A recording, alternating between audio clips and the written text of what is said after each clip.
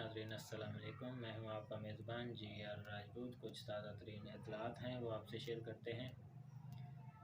قومی اسمبلی کا اجلاس جاری ہے۔ قومی اسمبلی کے اندر جو کل محمود خان چغزئی نے اپنے خیالات کا اظہار کیا تھا وہ بہت ہی خطرناک اور سخت تھا، اینٹی اسٹیبلشمنٹ تھا۔ محمود خان چغزئی نے تمام جماعتوں کو دعوت دی تھی کہ آئیں مل بیٹھ کر 4 ریزولوشن پاس کرتے ہیں۔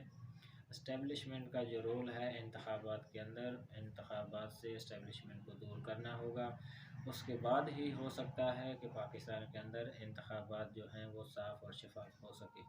اگر آپ نے محمود خان چغزئی کی وہ تقریر نہیں سنی تو میرا خیال ہے آپ کو سننی چاہیے، اور آپ خود ہی بولیں گے کہ یہ واقعہ ہی بہت خطرناک تقریر کی ہے۔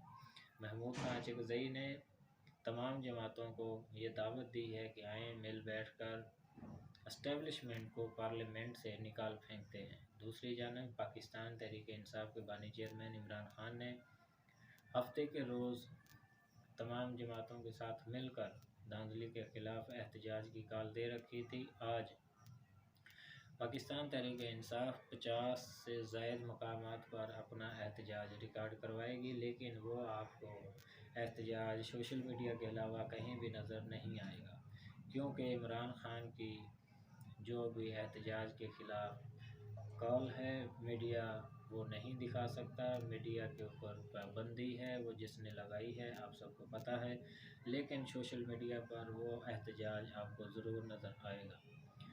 دوسرا، پاکستان تحریک انصاف نے جو سرپرائز دیا ہے وہ یہ دیا ہے کہ صدر کے امیدوار کا اعلان کر دیا ہے۔ محمود خان چغزئی کو پاکستان تحریک انصاف اور سنی اتحاد کونسل نے اپنا امیدوار نامزد کیا ہے۔